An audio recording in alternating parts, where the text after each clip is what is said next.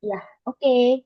Thank you teman-teman udah join. Mungkin nanti bakal ada beberapa lagi Mbak yang nyusul karena tadi ada Zoom meeting lain. Jadi nggak apa teman-teman Ludenara nanti ada Tante Novi, ada Kak Ogi sama Teh Kanti nanti nyusul. eh oh sebentar, Mbak Angginya masih away dulu. Sebentar. Oke, eh oke kalau gitu aku buka dulu ya. Oke, Assalamualaikum warahmatullahi wabarakatuh. Sore semuanya teman-teman, makasih banyak udah join di sini.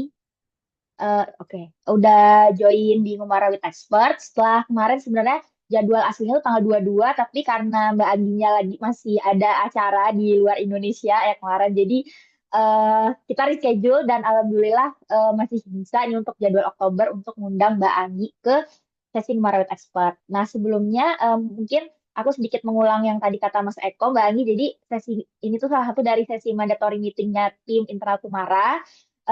Selain ada playtime, ada designers day, ada juga monthly meeting sama satu lagi yang terakhir dari Kumara with Expert. Nah, jadi di Kumara with Expert nih kita invite teman-teman dari eksternal Kumara dari luar yang passionate gitu di bidangnya apa aja. Jadi bebas gitu. Mulai dari macam-macam sih kita random per bulan tuh ada aja, ada yang dokter gigi, ada yang dancer waktu itu, terus juga ada yang nomads traveler, banyak. Jadi salah satunya dan kita lewat kontak Mas Eko juga tertarik untuk mengundang Mbak Anggi untuk sharing tentang sepak terjang Mbak Anggi sebagai sinematografer nih gitu ya.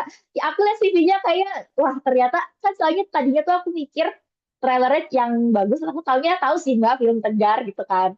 Ternyata tuh di CV-nya Mbak Anggi itu ada nanti aku share ya, teman-teman di sini. Jadi film-filmnya tuh pasti teman-teman pada tahu nih. Jadi ternyata banyak yang udah aku nonton gitu. Jadi ternyata, wah bagi tadi aku tuh baca CV juga agak wow gitu. Jadi tertarik banget untuk belajar ke Mbak Anggi langsung. Maksudnya mungkin Mbak Anggi bisa sharing singkat ya mungkin karena waktunya cuma 1 jam, jadi mungkin nggak bisa terlalu detail juga. Terus isinya di sini santai banget Mbak. Jadi mungkin Mbak Anggi sambil nyemil-nyemil juga boleh, teman-teman juga nggak apa-apa kalau misalnya mau apa namanya sambil minum kopi atau gimana juga santai aja. Mungkin sebelumnya, sebelum aku share CV dari Mbak Anggi, mungkin kita baiknya berdoa dan rehat sejenak dulu untuk membuka sesi hari ini juga. Berdoa di persiap.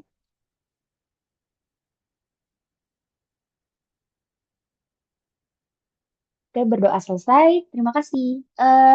Oke, kalau gitu aku mungkin mulai dengan sharing CV Mbak Anggi dulu ya, sebelum nanti masuk ke sesi sharing Mbak Anggi. Oke, sebentar.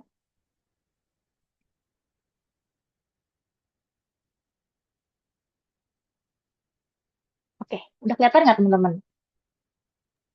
Ya, sudah. Udah kelihatan, ya kelihatan ya. Oke, jadi ini adalah Mbak Anggi Friska yang akan sharing di sesi Ngemaret Expert hari ini. Beliau sesuai judulnya di sini adalah cinematographer dan juga CEO dari, aduh, aku lupa.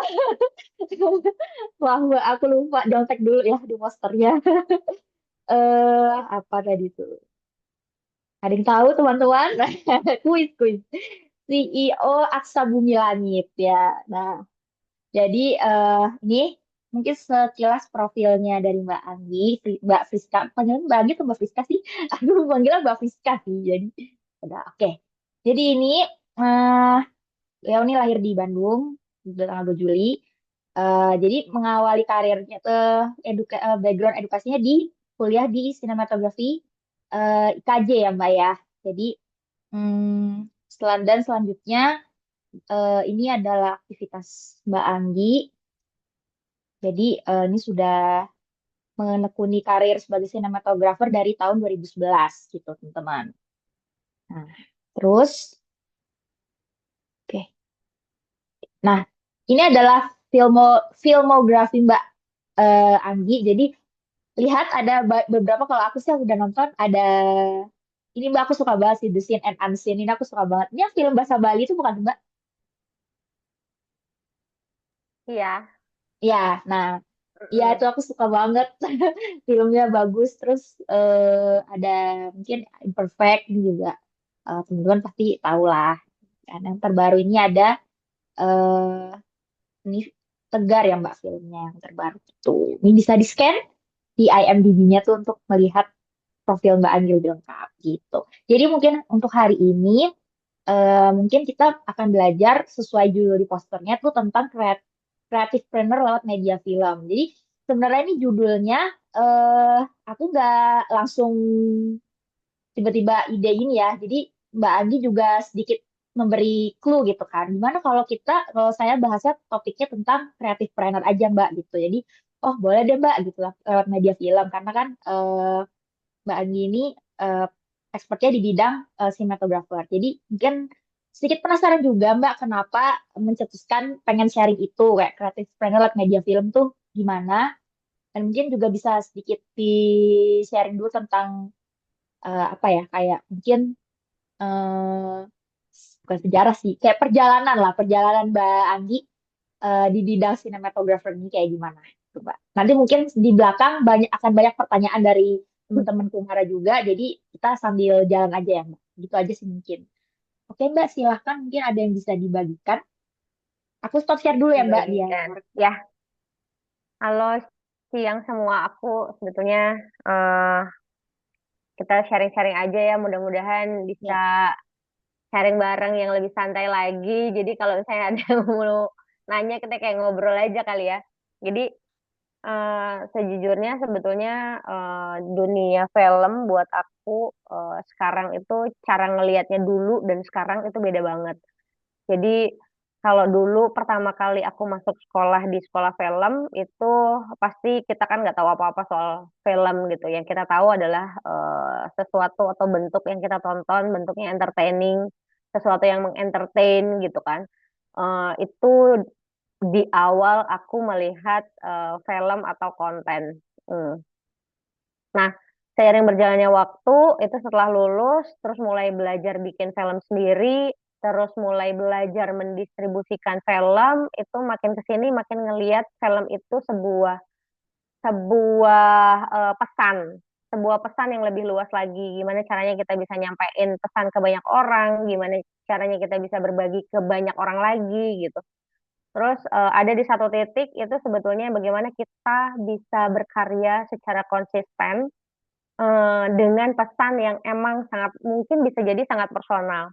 Nah, ini lebih sulit lagi karena pasti segmennya juga nggak semua sama sama kita gitu kan. Nah, ini yang membuat aku akhirnya mengawali membuat satu perusahaan sendiri, terus mencoba ngebangun apa namanya pesan-pesan yang pengen kita sampaikan sendiri ke masyarakat yang lebih luas lagi.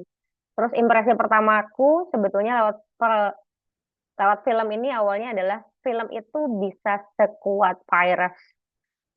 Jadi kalau misalnya kalau seandainya kita mau bikin orang berubah itu bisa bisa banget kita bisa lewat film. Kenapa aku bilang kayak gitu? Karena beberapa kali perjalananku pernah aku jalan ke kampung-kampung, ke desa-desa gitu. Aku ngelihat sesuatu yang berubah atau tatanan kebudayaan yang berubah atau cara cara atau sifat berubah itu ya karena film atau karena tontonan. Nah, dari situ akhirnya aku coba belajar gimana sih caranya kita pengen bikin film, tapi yang mungkin kita nyebarinnya tuh virus baik. Kita kasih virusnya tuh kita kasih virus baik gitu. Bagaimana kita bisa menginfluence banyak orang dengan cara lewat karya-karya kita. Nah, itu sebetulnya yang mengawali aku akhirnya membuat satu perusahaan Aksa Bumi Langit. Kalau dulu kalau dulu perspektifku, aku pertama kali masuk, aku pengen jadi filmmaker. Tapi setelah aku kerja, mulai jadi profesi, itu akhirnya aku menemukan satu kata film worker. Lalu akhirnya eh, coba belajar memutuskan kamu tuh mau jadi filmmaker atau film worker gitu ya. Ketika kita masuk ke industri itu kita tahu tuh, kita sadar oh oke, eh, part profesional, part maker gitu. Nah, tapi memang hatiku menjadi filmmaker itu lebih besar. Jadi kayaknya gitu, aku harus berusaha untuk membuat sebuah perusahaan. Kita harus bisa juga melihat diri kita sebagai entrepreneur, bagaimana kita juga bisa menarasikan banyak cerita menjadi sebuah intellectual property gitu. Jadi kita melihat diri kita itu sebetulnya memang karya intellectual property yang bisa kita bagi bareng-bareng. Selain di luar dari itu, kita juga tetap bisa nyebarin influence-influence yang baik gitu. Nah, di tahun 2014 akhirnya aku bikin satu perusahaan. Mungkin teman-teman bisa, mungkin Mbak Caca bisa share dulu ya, apa namanya, Oke. linknya, link filmnya, Iya, iya, Mbak. Oke. link trailer filmnya aja dulu, bisa ditonton dulu sama teman-teman. Oke. Tadi saya udah share sih di grup. Tapi Udah saya ya? share lagi. Udah. Tapi nggak apa saya share lagi aja. Oke.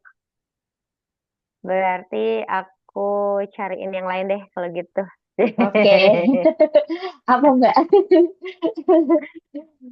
Oke, teman-teman mungkin bisa lihat dulu yang Negeri Dongeng. Jadi Negeri Dongeng itu eh, punya cerita yang panjang buat aku sendiri. Mulainya dari 10 tahun yang lalu, pertama kali mengawali aku di mana gimana sih sebenarnya caranya bikin film sendiri. Gitu. Aku nggak punya pengalaman jadi pengusaha. Makanya kalau teman-teman lihat di profil Instagramku itu petani film karena jujurnya aku bikin perusahaan itu kayak bertani gitu. Jadi bukan yang come up dari yang punya uang besar gitu untuk bikin film karena untuk bikin film itu kan pasti dananya besar. Gitu. Cuman aku nggak apa namanya? Aku nggak merasa bahwa membuat film itu harus dari dana yang besar dulu ada, dananya ada baru kita bisa bikin film, tapi dari spiritnya dulu. Nah, Negeri Dongeng ini adalah salah satu sejarahnya Aksa Bumi Langit, di mana saya cuma punya semangat dan punya beberapa partner, beberapa teman-teman yang memang mau mendedikasikan dirinya untuk membuat karya ini, gitu. Lalu amazing sebetulnya dari gerakannya, bagaimana saya juga menemukan semangat bagaimana film menjadi sebuah gerakan. Jadi dulu itu di 10 tahun yang lalu film ini menjadi ya mungkin filmnya tidak terlalu laris sampai juta-jutaan ya, tapi cukup bisa membanggakan bahwa film dokumenter ini eh, cukup bisa menjadi apa film dengan penonton terbanyak dari dokumenter karena bisa menarik banyak minat anak muda dan mengembalikan semangat, maksudnya bukan mengembalikan ya, menyemarakan kembali spirit nation, kebanggaan terhadap Indonesia. Jadi bagaimana kita melihat perjalanan dari barat sampai dari barat Indonesia sampai timur Indonesia, lalu bisa jadi menggerakkan banyak orang, menggerakkan banyak anak-anak muda.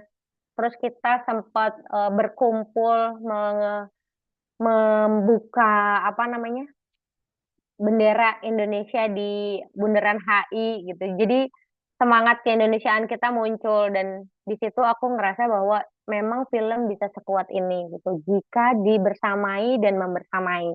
Jadi Negeri Dongeng ini sejarahnya cukup panjang sampai sekarang sudah 10 tahun masih banyak yang cari apa namanya?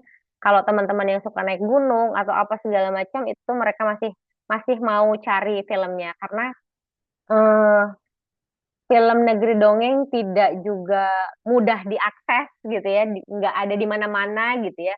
Tapi ya itu sebetulnya untuk bisa kita terus berkolaborasi dan membuat gerakan-gerakan baru dengan cara nonton bareng-bareng atau dengan cara bikin event bareng-bareng gitu. Film Negeri Dongeng bisa juga dibawa buat mengumpulkan itu. Nah, dan itu masih terjadi sampai sekarang. Terus di tahun berikutnya karena habis itu kita belum bisa bikin film lagi, akhirnya kita Aksa Bumi Langit coba bikin film Nona. Film bikin Nona ini sesuatu yang mungkin secara cerita, secara film itu lebih fiksi ya. Ini feature film pertama aku juga, feature film pertama aku. Ceritanya lebih ke mental health issue, PTSD, bagaimana sebuah perjalanan gitu, karena tetap korelasinya aku suka jalan-jalan gitu. Terus apa sih sebenarnya yang bisa apa sih yang bisa kita maknai dari sebuah perjalanan itu? Nah, yang aku sadari adalah sebuah perjalanan itu eh,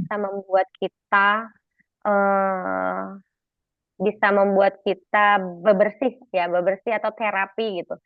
Jadi perjalanan ini sebagai sebuah terapi untuk menemukan diri kita sendiri. Jadi film Nona itu tentang kalau kita kehilangan arah gitu ya, kalau logline-nya gitu. Kalau kita kehilangan arah, kita harus bisa nemuin diri kita sendiri. Nah, di film Nona itu sebetulnya ceritanya tentang itu. Dengan membawa spirit atau semangatnya mental health issue. Mental health ini yang tetap harus kuatkan diri kitanya ya, bukan orang lainnya gitu. Nah, di Nona itu aku coba membawa pesan itu. Tapi sayangnya memang karena waktu itu COVID, jadi film ini nggak bisa dijadiin film dengan gerakan yang sama karena secara konsep film ini harus bisa dinikmati di bioskop untuk bisa dirasakan gerakannya. Jadi ada kebersamaan yang bisa dilakukan bareng-bareng gitu. Ada diskusi-diskusi yang juga akhirnya bisa diluapkan setelah nonton film, yang akhirnya mungkin ini bisa jadi eh, bentuk yang lebih menarik saat kita mental pengen ketemu apa ya, peer to peer gitu ya. Kadang-kadang kita ketemu, kalau kita tidak dalam masalah yang sama, kita tuh belum tentu ngerasain apa masalah orang lain, kira-kira gitu. Nah, kalau Nona saat itu bisa ditayangkan di bioskop dan mungkin bisa mempertemukan orang mungkin dengan problem-problem yang sama, bisa saling cerita, ini bisa jadi salah satu hal yang menarik karena aku juga baru dapat insight baru kemarin kalau nggak salah ada satu anak muda yang nonton film Nona, terus dia bilang, ini aku kalau nonton film Nona ini eh, sekitar sekitar 1 tahun yang lalu, ini tuh obat banget buat aku katanya. Jadi nilai-nilai kayak gitu kadang-kadang bikin filmmaker tuh senang ya gitu, bikin filmmaker hidup lagi lah gitu, bahwa oh karyanya karyanya bisa bermanfaat untuk orang lain, itu sesuatu banget. Nah, eh karena COVID saat itu, jadi kita harus lempar ke platform OTT. Jadi eh, hype-nya juga belum nggak terlalu kedengeran gitu, nggak terlalu banyak orang yang tahu gitu. Itu. Terus habis itu karya selanjutnya aku jadi sutradara. Oh, kalau yang tadi teman-teman lihat di sebelum-sebelumnya, itu kan profil yang ditampilin itu kan sinematografer ya. Jadi memang aku nih secara profesi memang sinematografer. Eh, Bikin film jadi sutradara itu ya baru 3 ini. Jadi memang aku coba belajar jadi sutradara, tapi aku juga belum belum settle atau tidak mau memposisikan diri sebagai profesi itu sutradara, karena eh, cara kita berkarya untuk jadi sutradara itu bukan bukan memfasilitasi maunya orang, tapi maunya kita apa kita fasilitasi, kira-kira gitu tuh ya. Jadi aku belum tentu berani atau belum bisa kalau disuruh jadi professional director. Nah, yang terakhir itu Tegar. Kalau Tegar, eh, kalau mungkin teman-teman eh, tahu juga, film Tegar ini awalnya di COVID ya. Sebenarnya personal isunya yang mau diangkat adalah tentang ke- ketidakberdayaan kita. Jadi pasti kita semua pernah ada di posisi tidak berdaya. Kita pernah ada di posisi kita kok kayak nggak guna ya, kok kita kayak nggak bisa apa-apa ya gitu. Nah, ini salah satu pesan personal dari film Tegar untuk dari diri aku sendiri, lalu coba kita eh, apa ya, kita refleksikan ke dalam sebuah bentuk perspektif. Pasti dari kacamata kita 100% atau 90% atau yang tidak dekat dengan isu-isu difabel itu pasti akan berpikir atau akan mengatakan sesuatu, mengatakan rasa kasihan duluan daripada mereka kuat duluan gitu. Jadi pasti pasti pasti begitu gitu. Nah, dan itu yang pertama juga saya rasain. Tapi setelah saya mulai kenal dekat dengan teman-teman disabilitas, teman-teman difabel, itu mereka itu more strong, mereka itu lebih kuat daripada kita. Mereka itu lebih tangguh daripada kita. Khususnya yang lebih besarnya lagi lebih mentalnya, ya. Mereka bisa lebih kuat lah dari apa yang sebetulnya kita bayangkan. Nah, film Tegar ini eh, bisa menariknya di perjalanan Aksa Bumi Langit dan saya sendiri, itu perjalanan Tegar itu juga membawa saya melihat sesuatu yang lebih besar lagi gitu. Sesuatu yang lebih masa depan lagi. Ketika kalau dulu saya berusaha mencoba menginfluence anak-anak muda gitu. Ternyata film Tegar ini bisa lebih panjang lagi. Kenapa? Karena akhirnya saya atau di film ini kita bisa menginfluence banyaknya anak-anak yang gitu, yang kemungkinannya dia ini adalah future-nya, eh, generasi masa depannya kita gitu, generasi masa depannya apa yang terjadi di dunia inilah kira-kira gitu. Jadi apa yang terjadi sama kita sekarang itu adalah pasti dampaknya dari saat kita kecil kan gitu. Nah, beruntungnya mungkin saat eh, saat saya kecil mungkin saya punya punya punya orang tua yang juga cukup bebas memutuskan sesuatu apa yang kita pengen gitu dengan konsekuensi-konsekuensi tertentu. Nah, di era sekarang belum tentu gitu. Eh, atau bahkan mungkin lebih bebas lagi gitu. Jadi orang bingung mau jadi apa ya, kita menjadi apa ya saking terbukanya peluang pekerjaan gitu. Nah, di film Tegar ini sebetulnya message personalnya itu filmnya sangat sederhana tentang seorang anak yang punya keinginan pengen sekolah dan punya teman.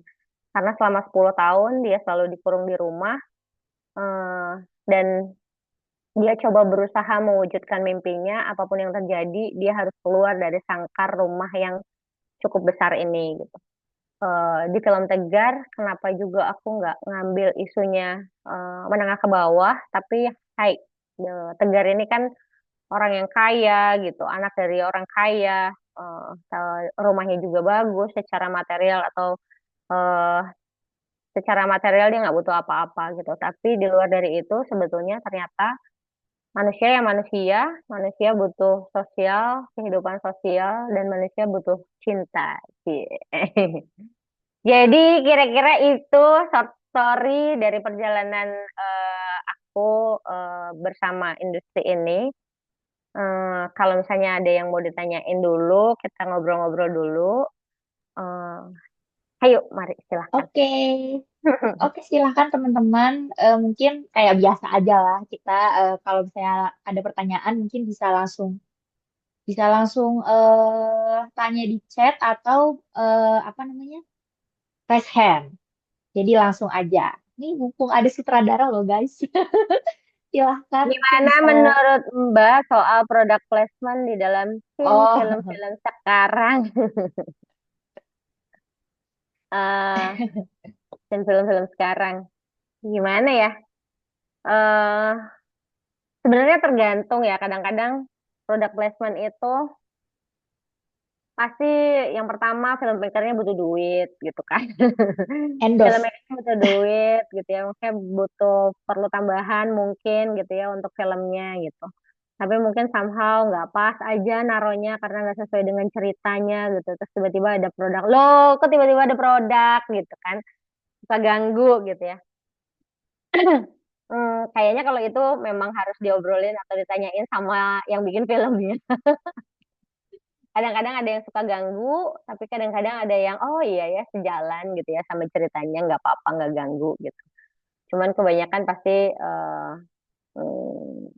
ganggu ya, makanya ditanyain dan pakai wek wek wek wek.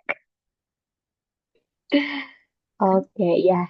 Itulah kadang Kalau di kaget negeri ya. dongeng, oh ya oke. Kalau di negeri dongeng tuh produk placementnya banyak banget ya. Produk placementnya banyak banget tuh, ada Egor di mana-mana gitu. Tapi itu karena memang, mm-mm.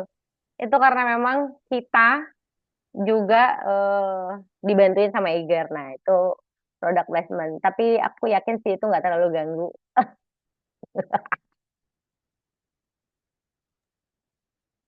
Oke, iya sih kadang-kadang suka kaget sih Mbak kalau nonton film sih tiba-tiba emang tahun segitu udah ada ini kayak gitu kan kayak Mm-mm. Kalau di oh fiksi ya pasti gitu kan. Gitu. oke oke oke oke mungkin ada lagi teman-teman oke Mas Fajar silahkan. Iya, eh, terima kasih Mbak.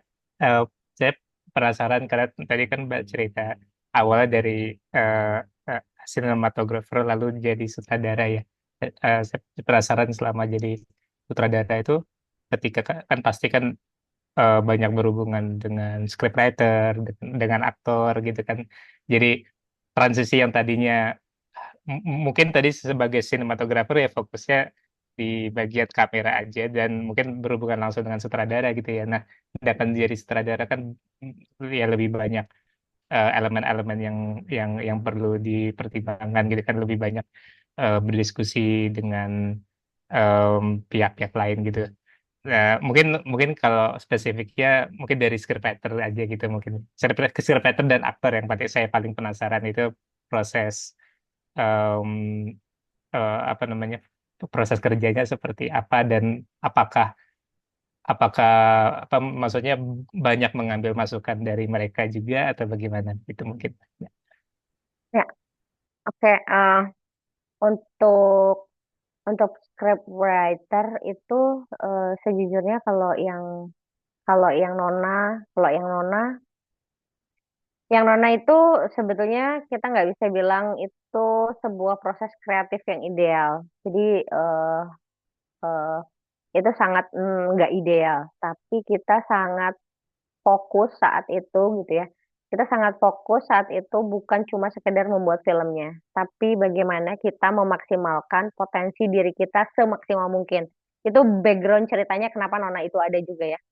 Nona itu eh, kalau aku mau share sama teman-teman, Nona itu syutingnya timnya itu cuma 12 orang itu udah sama pemain. eh dan itu kesepakatan kita sama-sama untuk memaksimalkan potensinya kita. Jadi waktu itu dan itu kebetulan teman-teman kita semua. Jadi kita itu maksudnya sahabatan ya di antara kita-kita semua, sahabatan, temenan gitu. Terus buat teman-teman yang mungkin juga sadar gitu ya, ini skripnya nggak terlalu oke atau apa segala macam. Unfortunately itu film nggak ada skripnya sebenarnya. Walah. Jadi film itu nggak ada skripnya. Nah, film itu nggak, maksudnya bukan bukan literary benar-benar nggak ada skripnya. Tapi skripnya itu ada bersamaan dengan kita menyelesaikan perjalanannya. Jadi itu film jalan sambil jalan yang kita punya cuma ide, terus kita benar-benar nekat sebetulnya bagaimana memaksimalkan diri kita, potensinya kita yang benar-benar maksimal lah gitu. Dan kita tahu kalau film itu memang benar-benar gerilya ya. Kita bikin karya ini, bikin karya yang gerilya. Terus ini bukan proses industri ya, buat teman-teman. Jadi maksudnya jangan sampai menyamakan itu ya. Ini bukan proses yang industri gitu, maksudnya bukan proses yang industri, tapi ini kita semua karena punya spirit yang sama, akhirnya film ini bisa terrealisasi gitu. Eh, terus dan ini yang menarik gitu, ketika film memang spiritnya sama-sama. Pada akhirnya gitu, film ini tuh bisa bisa apa ya, bisa benar-benar bisa benar-benar sadar sama timnya semuanya gitu.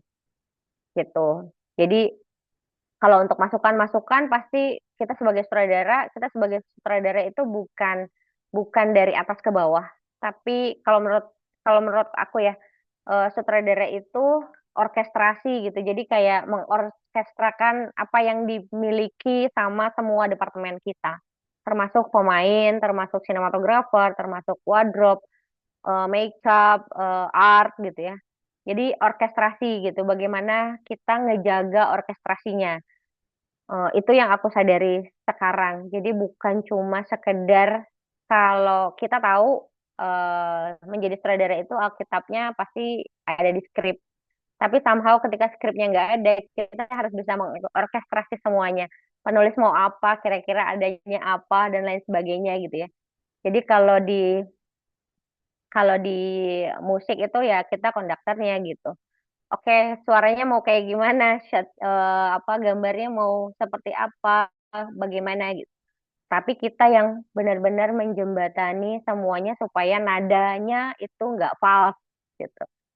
eh Supaya kalau misalnya yang ini terlalu lebih ya diturunin ya, jangan terlalu ini deh, kayaknya kayaknya film ini nggak cocok atau nggak cocok kalau terlalu lebay misalnya gitu, atau terlalu terlalu bagus misalnya gambarnya, karena tapi nggak sesuai dengan ceritanya gitu. Ceritanya tuh cuma butuh segini, bukan yang segini gitu. Eh, Kayaknya kalau aku ngelihatnya lebih ke situ. Eh, Nah, kalau Tegar, kebetulan memang kalau Tegar itu skripnya kita udah ada penulis, maksudnya di Nona juga ada penulisnya, tapi penulisnya ikut sama kita jalan. Kalau di Tegar, penulisnya kita lebih baik lagi lah. Kita lebih baik lagi, penulisnya bikin dulu skrip, sampai draft 5, tapi karena mungkin belum terlalu dekat dengan tokoh atau isunya, akhirnya aku coba rewriting gitu. Jadi eh, kita rewriting ulang dengan persetujuan penulis. Rasanya ada yang harus kita improve, rasanya harus ada yang kita ganti. Makanya saya juga ikut nulis di situ di film Tegar. Jadi penulisnya kita berdua. Nah, kalau di film yang nanti selanjutnya akan coba tayang, itu aku coba belajar nulis sendiri jadinya. Karena somehow isu-isu yang sangat personal itu kayaknya susah juga untuk diterjemahkan oleh orang lain gitu. Jadi itu kelemahan ketika kita mau bikin film yang sangat personal gitu ya, atau isu-isu yang cukup dekat sama kita tapi mungkin sama mereka itu terlalu jauh gitu. Jadi memang bagian itunya perlu dipertimbangkan gitu. Untuk cerita-cerita yang sangat personal pasti rasanya memang tidak bisa diberikan ke orang lain jadinya gitu. Jadi memang harus kita sendiri yang tulis gitu. Gitu sih. Cukup menjawab gak atau terlalu kemana-mana? Ya, cukup menjawab. Soalnya saya paling penasaran dengan pengalamannya Mbak Priska aja. Jadi, ya, pasti beda-beda pengalamannya. Kayak tadi nggak nyangka 12 orang doang untuk Nona. Ya, makasih banyak, Mbak. Nekat. Nekat. Thank you, Fajar, pertanyaannya. Nah, itu berarti Kumara bisa tuh bikin film. Soalnya Ah, nggak jumlahnya ada. gak jauh beda. Oke, ada lagi Mbak yang mau nanya, dan Mas Asep, Mas Tian, silakan. Halo Bang Anggi, salam kenal. Hai, salam kenal Asep. Kalau dilihat dari CV-nya rumah kita dekatan, Mbak. Oh iya, Iya. di mana? Aku di Riung Bandung, agak dekat sawah. Gitu. Iya, Iya. dikit-dikit. Oke, thank you Bang Anggi. Seru banget dengar ceritanya. Kalau dari posternya ini kan ini kreatif planner ya, ininya. Aku pengen ini dong diceritain dari segi bisnisnya, gimana caranya sustaining si bisnisnya di bumi aksa langit gitu ya. Karena kan kalau aku lihat tadi posisinya memang film-filmnya cukup niche ya Mbak ya, dan sangat segmented banget gitu. Karena Betul. memang tadi bawa visi di depan ya Mbak ya. Nah itu apa namanya, dan tadi kalau lihat dengar dari Mbak juga kan film ini kan memfasilitasi visinya Mbak Anggi gitu kan, bukan karena ya kalau lihat kalau gitu kan berarti artinya kalau lihat dari produksi juga secara stakeholder nggak banyak gitu ya. Dan kepentingannya ya berarti kepentingan untuk menyampaikan visinya kita. Nah, itu gimana tuh Mbak, karena itu kan cukup lumayan idealis ya kalau dari segi bisnisnya, itu gimana caranya men-sustaining si bisnisnya. Terus sama yang kedua mungkin eh, di situasi apa dan di sisi apa si idealisme itu kita bisa turunkan gitu untuk bisa balancing si bisnisnya. Itu aja sih Mbak, penasaran. Terima kasih, terima kasih. Oke. Nah, Eh, kalau bicara bisnisnya ini pasti panjang panjang, maksudnya panjang sekali ya perjalanannya gitu ya, dari kita memulai di film Negeri Dongeng gitu. Dari film Negeri Dongeng ini sebetulnya memang secara secara film berarti kita sebetulnya nggak punya. Maksudnya gini, Aksa Bumi Langit itu belum berdiri sebagai office yang punya kantor, yang punya karyawan, yang harus ada yang dibayar bulanan, overhead dan lain sebagainya. Tapi benar-benar Aksa Bumi Langit melahirkan sebuah karya yang harus dibiayai karyanya. Nah, eh, saat itu aku karena backgroundnya sinematografer itu benar-benar buta gimana caranya nyari uang buat film. Jadi benar-benar nggak tahu. Yang aku tahu cuma gimana caranya mengeluarkan spirit pengen bikin film ini gitu. Nah, jadi yang coba aku lakukan adalah membuat proposal-proposal yang mungkin secara desain gitu ya, kita cuma tidak menjual filmnya aja, tapi menjual gerakan-gerakan sampingannya. Jadi makanya waktu itu desainnya itu sebetulnya intellectual property, IP developmentnya yang kita coba tawarkan gitu. Nah, dari film Negeri Dongeng, di Negeri Dongeng itu yang pertama kita jual adalah proses pendakiannya. Proses pendakiannya. Jadi proses pendakian ini pasti dibeli sama brand, kira-kira gitu. Pasti dibeli sama brand karena perjalanan pendakian atau perjalanan ekspedisi ini bisa jadi dibeli sama brand.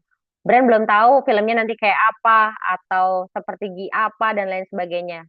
Lalu eh, waktu itu brand-brand outdoor juga nggak paham sebetulnya siapa aku. Filmmaker mau mendaki tuh ngapain gitu, gimana dan lain sebagainya. Tapi memang butuh butuh kegigihan ya, butuh nggak menyerah itu benar banget ada gitu. Memang harus nggak boleh nyerah gitu untuk bisa ngejalanin itu. Nah, akhirnya mereka cuma mau sponsorin, ya udah kita fasilitasi barang aja deh gitu kan. Kita fasilitasi barang, oke kita terima, kita nggak tolak gitu ya, barangnya kita ambil, yang penting perjalanan ekspedisinya juga jalan. Buat teman-teman mungkin yang masih punya mimpi dan mimpinya besar banget, itu jangan takut kalau modal aku membuat itu cuma 500.000.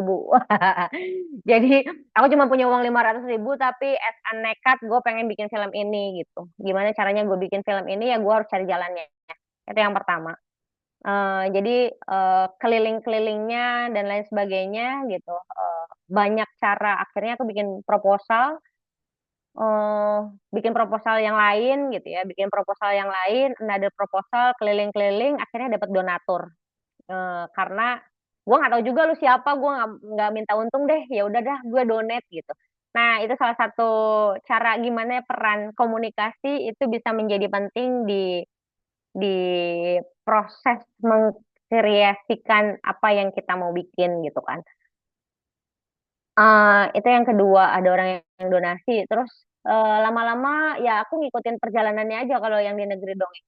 Kalau yang di Negeri Dongeng itu benar-benar akhirnya aku coba desain sebuah event. Waktu itu kita benar-benar kehabisan uang, kehabisan dana, eh, perjalanan terhenti, ekspedisi berhenti. Terus apa yang bisa aku lempar lagi karena ke proposal proposal udah nggak mungkin lagi ditampung karena orang yang aku kenal juga ternyata terbatas karena saking close friend-nya aku jadi sinematografer gitu ya, ya udah hidupku cuma di situ-situ aja kira-kira gitu. Sementara untuk bikin film akses atau jaringan kita tuh harus lebih luas lagi karena berarti kita harus punya teman yang punya dana, kita harus punya teman yang punya perusahaan atau apapun itu. Nah, itu aku belajar lagi gimana ya caranya. Oke, eh, akhirnya aku coba eh, jualan. Jualan apa? Merchandising. Jadi di ekspedisi yang spirit ekspedisi ini dibagi sama semua orang untuk mendukung sebuah perjalanan. Jadi storytelling bagaimana apa ya? Bagaimana ikut mendukung film ini lewat sebuah perjalanan. Jadi aku jualan kaos.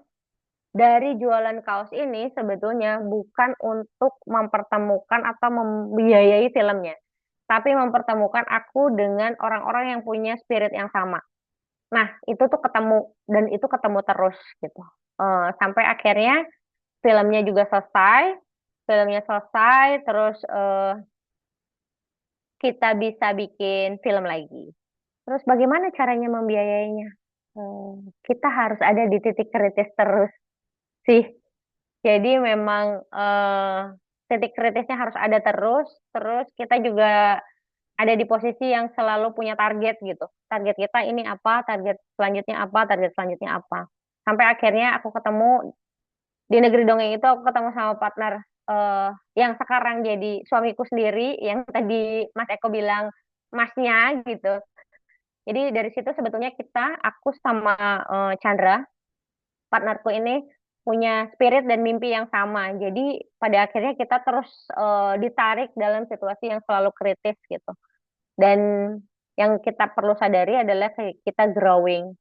Alhasil sebetulnya dari 10 tahun yang lalu di film Tegar mungkin teman-teman nggak terlalu banyak tahu ya. Jadi kesannya nih kayaknya niche deh penontonnya gitu ya. Tapi tidak cukup tidak dipungkiri bahwa film Tegar ini yang membawa kami growing faster. Kita tumbuh lebih cepat lah gitu. Karena penontonnya lumayan banyak. Di film Tegar itu penonton kita 1,6 juta penonton. Akhirnya kita lebih apa ya? Kita lebih kuat dan bisa bikin produk film lagi, produk film selanjutnya gitu. Jadi ini yang terus kita akhirnya fokuskan bagaimana bikin film dengan segmentasi penonton yang sudah kita rawat gitu. Jadi sekarang kita fokus ke anak-anak supaya ya oke, film itu nggak no fix to all katanya, nggak akan semua orang suka gitu. Tapi sekarang kita sadar kalau ada sekian banyak orang yang suka sama film kita, berarti kita harus bisa rawat penonton kita gitu. Jadi sekarang kami mencoba memutuskan untuk kita jalan di situ dulu, kita memfasilitasi anak-anak karena ternyata di Indonesia tontonan anak-anak juga kurang, tontonan untuk anak-anak juga kurang, tontonan yang mungkin bisa menginspirasi anak-anak juga kurang. Jadi kita coba mengisi gap itu, kita jadi kreator yang ada di situ gitu.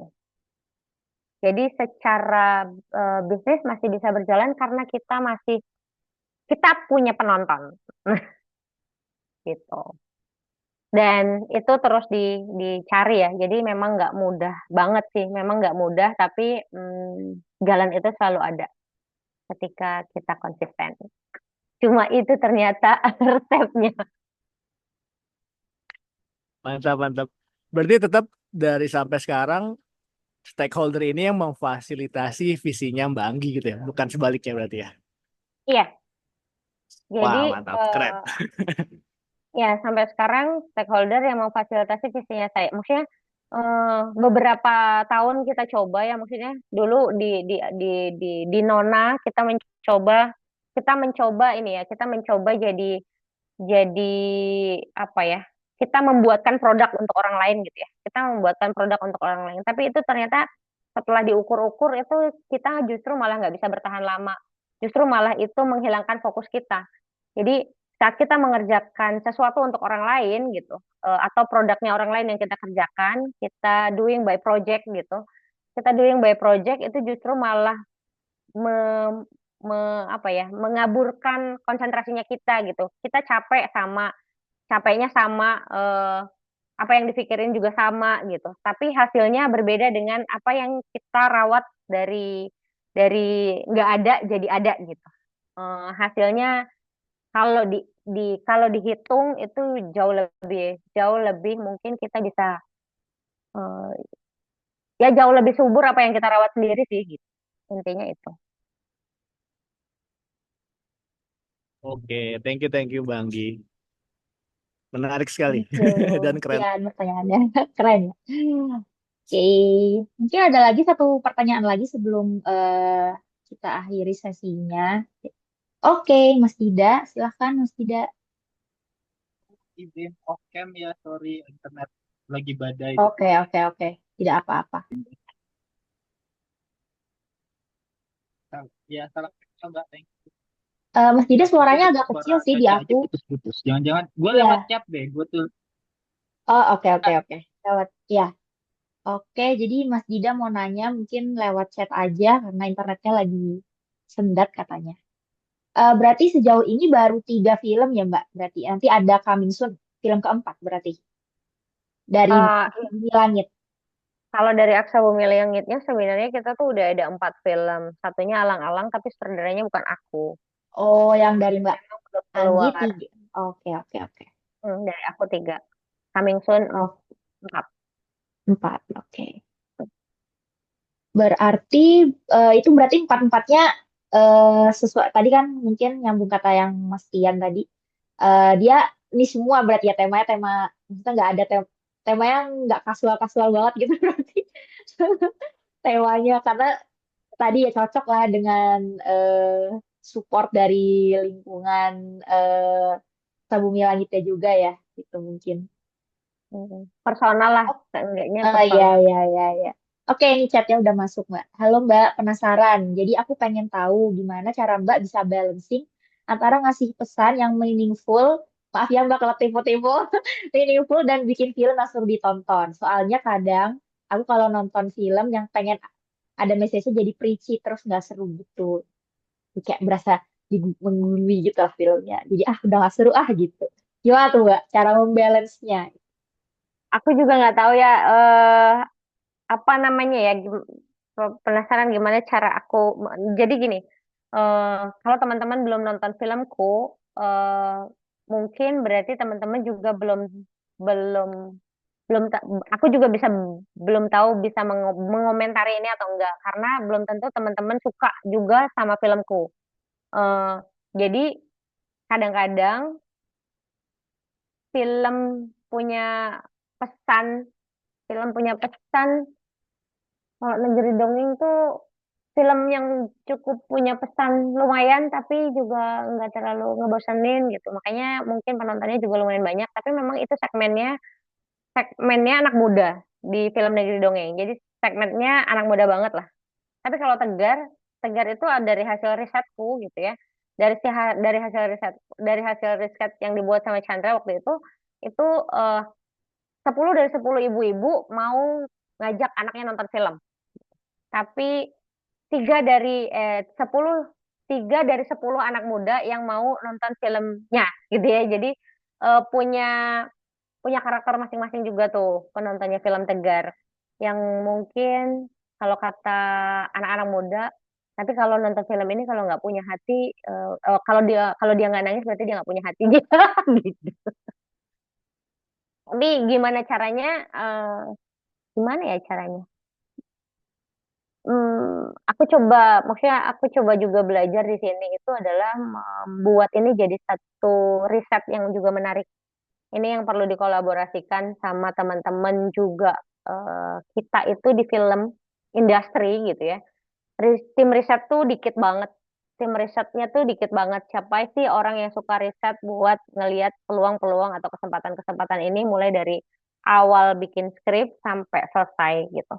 Nah, di film itu kita masih kekurangan orang untuk yang mau atau yang mau ngulik ya, yang mau belajar bareng, yang mau ngeliat bahwa ini adalah peluang atau kesempatan besar untuk ngebongkar ini jadi satu brand. Karena buatku film is a brand. Jadi film tuh bukan cuma soal produk entertain gitu, tapi film itu adalah brand yang sebetulnya IP-nya tuh banyak banget, entah itu produk fashionnya, entah itu produk musiknya, entah itu produk arsitekturnya gitu, semua ada di situ. Tapi bagaimana membongkar ini jadi satu elemen kreatif yang juga menarik ya gitu, yang bisa dibongkar bisnis value-nya dari berbagai elemen yang ada di film. Nah, kalau aku ngelihatnya, memang gimana caranya kita masuk ke riset itu sih supaya kita punya datanya. Benar-benar film ini tuh cukup meaningful atau cukup ngebosanin nggak buat orang gitu, atau ini segmennya yang mana sih gitu ya, penontonnya yang mana, itu benar-benar kita harus harus tahu. Aku juga belajar banyak dari Chandra karena kebetulan Chandra itu maksudnya bukan orang yang lahir di industri film gitu. Backgroundnya juga dokter, tapi mau ngulik dan mau belajar untuk ngeliat ini, jadinya insight-insightnya juga jauh lebih banyak. Justru menurutku adalah karena dengan hadirnya dia, eh, apa ya, film ini tuh jadi punya jawaban gitu, nggak cuma sekedar asal bagus, karena bagus itu relatif, tapi film ini tepat untuk siapa. Mungkin itu sih kayaknya.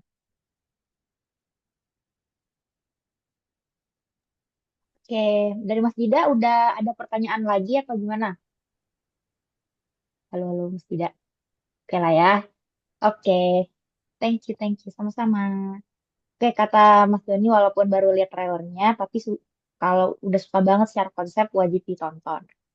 Yang belum nonton Nobar film-filmnya Mbak. dong. Ya, nobar boleh. Aku baru nontonnya Nona aja Mbak, yang waktu udah masuk OTT tapi udah nonton. Yang lainnya belum. Gitu. Teman-teman mungkin silahkan ditonton filmnya bagus kok. Yang Nona aku suka. Oke. Oke, mungkin karena udah 2 menit lagi menuju jam 4, jadi kita mungkin selesai dulu sampai di sini karena waktu kita batasnya sampai jam 4. Thank you Mbak Anggi udah sharing sama kita Kumara di Kumara Expert. Mohon maaf mungkin kalau misalnya eh tidak mungkin tidak terlalu prepare ya, karena ada beberapa yang nggak join juga, tapi kita yang join sini makasih banget. Udah banyak kasih sharing-sharing yang insightful juga meskipun singkat. Mungkin nanti kalau Mbak Agi lagi di Bandung mungkin bisa main-main ke Kumara, jadi nanti kita bisa sharingnya lebih dalam lagi tuh kan. Soalnya ada beberapa orang yang juga mendalami video-video gitu Mbak. Jadi mungkin Monkey Melody mau bikin kayak trailer-trailer yang lebih sinematik itu mungkin bisa belajar. Aku nggak tahu juga sih. Jadi gitu. Mungkin silakan nanti bisa di-follow juga di Instagramnya Mbak Anggi juga. Nanti aku share juga mungkin di grup. Nanti kalau misalnya tadi nggak jelas di CV-nya juga nanti aku share. Thank you Mbak Anggi untuk waktunya. Oke, thank you semua Sama-sama. Terima kasih teman-teman. juga Makasih ya. banyak, Caca. Mbak. Ya, Dadah. thank you, Thank you, thank Mbak you. Anggi. Mudah-mudahan Gitu. bermanfaat. Silahkan Oke, mampir-mampir ya Mbak. ke markas. Thank you. Thank you Mbak Anggi. Mbak Anggi aku Aku nanti juga. izin belajar ya. Siap. Boleh Ayo, minta main-main. nomor Mbak Anggi Oke. ya. Boleh, boleh. Mbak Anggi di mana sekarang? Ya, Aku Di sekarang masih di Jakarta ya? Jakarta. Besok ke Jakarta. Bandung. Oke, oke. Kebetulan tuh aku di Kumara tuh divisinya multimedia juga, tapi Nah, itu ya. fokusnya ke Sinyal multimedia lebih. learning, Mbak. Gitu. Oke. Nah, pengen belajar sih, pengen belajar banyak. Soalnya aku nggak ada background sama sekali di dunia multimedia anyway. Sama teman-teman, mostly timku juga nggak ada sama sekali. Cuma kita beneran apa namanya belajar dari ini aja, langsung praktek aja. Jadi nanti aku mungkin izin ini ya Mbak ya, izin Share follow ya, up ke kontak. Mbak Anggi soal. Iya. Siap. Lewat aku Siap. aja nanti Oke. Mastian nanti nomornya. Thank you ya Mbak. Oke, Thank you. Mbak Share Anggi, aja thank yang you Mbak Anggi, bermanfaat Ya, sehat-sehat ya. ya. lumayan ya. Sama-sama. Thank you, thank you. Bye. Bye.